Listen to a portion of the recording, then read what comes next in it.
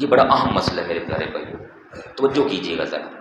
بعض دفعہ ایسے ہوتا ہے ایک ہی گھر کے اندر دو دو تین تین چار چار بھائی رہ رہے ہوتے ہیں، یہ بڑے شرم والے مسئلے ہیں، لیکن میں سنانے لگا ہوں۔ اگر میں نہیں سناؤں گا تو ہو سکتا ہے کسی بھائی کے ذہن میں یہ پہلے سے ہی ہو، یا میں سناؤں گا تو تازہ ہو جائے گا، لیکن یہ میں ضروری سمجھ رہا ہوں کہ سنا دوں جی۔ دیکھیے گا ذرا، یہ احتیاط ہے، احتیاط۔ بعض دفعہ ایک ہی گھر کے اندر دو دو تین تین چار چار بھائی رہ رہے ہوتے ہیں، جس کو ہماری پنجابی زبان میں دیور کہتے ہیں، جیٹھ کہتے ہیں۔ ایک بھائی کی شادی ہوئی تو گھر میں دیور رہ رہا ہے، جیٹھ بھی رہ رہا ہے، بڑا بھائی ہے، چھوٹے ہیں، یہ سارے رہ رہے ہوتے ہیں۔ اب شرم و حیا کا تقاضا ہمیں جو اسلام نے احتیاطیں بتائی ہیں، بخاری شریف کی روایت کے مطابق الحمو الموت، الحمو موت، فرمایا کہ دیور جیٹھ اس خاتون کے لیے موت ہے، موت کیا ہے؟ موت۔ لیکن کیا کریں، ہمارے اس سسٹم کے اندر، جوائنٹ فیملیوں کے اندر جو رہنا ہے وہ ایسا ہے کہ وہ گھر معاملات سارے ہیں، وہ رہنا پڑتا ہے۔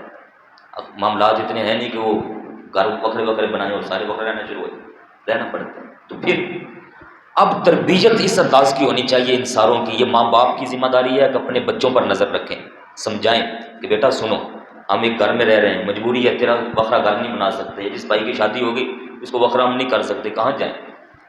تو اب تمہاری ذمہ داری ہے کہ خبردار، یہ جو خاتون آئی ہوئی ہے اس کو اپنی بہن سمجھ، اس کے کمرے میں اس کے آس پاس جانا آنا نہیں ہے، بالکل تیری ایک لیمٹ ہے کہ تو اس حد سے آگے نہیں بڑھے گا، یہاں سے واپس مڑ، یہاں سے آگے نہیں جانا۔ دیور کو ایسے رشتوں کو گھروں کے اندر عام سر عام قمیض نہیں اتارنی چاہیے، اپنی باڈی جو ہے وہ ظاہر کر کے گھر کے اندر نہیں پھرنا چاہیے۔ سونے کے وقت عام حالت میں ایسے اوپن ساروں کے سامنے نہیں سونا چاہیے جہاں سے خاتون بھی جا رہی ہو، مرد بھی جا رہے ہو، سب یہ احتیاطیں ہیں۔ وہ حیا کے ساتھ اپنے آپ کو چھپائے، روکے۔ اور اس سے بھی میں اگلی بات ایک آپ کو کروں، یہ ہمیں بابا جان سرکار نے جب یہ والی بات سمجھائی نا تو یقین جانو کہ ہمارے تو عجیب سا خیال تھا، یار یہ بھی اتنی بھی احتیاط ہو سکتی۔ فرمایا کہ جب بندہ گھر کے اندر رہنے والا جوان ہو، غسل فرض ہوتا ہو، تو ایسی کیفیت میں انسان ہونے کے ناطے غسل فرض ہو جانا ممکن ہے، لیکن اس بندے کو، لڑکے کو چاہیے کہ وہ اپنے وہ غسل والے کپڑے جن پر غسل فرض ہوا اور پانی کے نشان لگے ہوئے ہوں، فرمایا کہ وہ کپڑا، وہ شلوار، وہ پینٹ، وہ ایسے ہی عام طور پر گھر کے اندر نہ رکھ دے۔ کیوں؟ یا تو وہ کپڑا اس کی بھابھی دھوئے گی، یا وہ کپڑا اس کی بہن دھوئے گی۔ بہن دھوئے گی تو پھر بھی ان کے خیالات خراب ہوں گے، بیوی اگر بھابھی دھوئے گی تو پھر بھی ان کے خیالات خراب ہوں گے، اور خیالات کو خراب کرنے کے اندر اس کی جو سستی ہے وہ اس حد تک چلی جائے گی جو رزلٹ کے اعتبار سے خطرناک تک ثابت ہو سکتی ہے۔ ایک بات سمجھ رہے ہیں آپ پیارے بھائی؟ یہ مسئلے ایسے ہیں جو میں سمجھ رہا تو نہ ہی سناؤں تو اچھا ہے، لیکن میں نے سمجھا کہ سنا دوں تو میرا خیال شاید فائدہ ہو جائے گا۔ ان کو ہم سارے بھائی پازیٹیو لیں، یہ احتیاطیں ہیں، لمٹ میں رہیں سارے۔ میں نے پچھلے جمعہ جب واز کیا تھا تو وہ میں نے اوپن کیا تھا، وہ دور دراز ہر جگہ کے لحاظ سے ہم نے اپنے آپ کو سب کو بچانا ہے۔ اور آج جو میں نے آیت پڑھی اور ابھی اس کے پہلے حصے پہ بات کر رہا ہوں، آگے باقی حصہ باقی ہے کہ آنکھوں کا حیا، احتیاط، شرم و حیا یہ اس حد تک ہے کہ ایسی تربیت کر دے اپنے بچوں کی، اپنے گھر والوں کی، کہ سارے اپنی اپنی حد میں رہیں، اس سے آگے نہ جائیں۔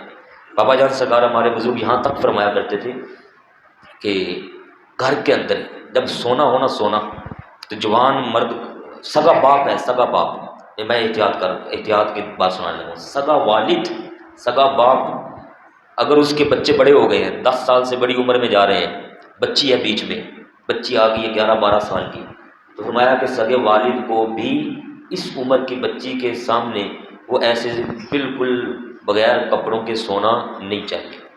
سویا ہوا بندہ مردے کے برابر ہے، آدھی موت نیند ہے۔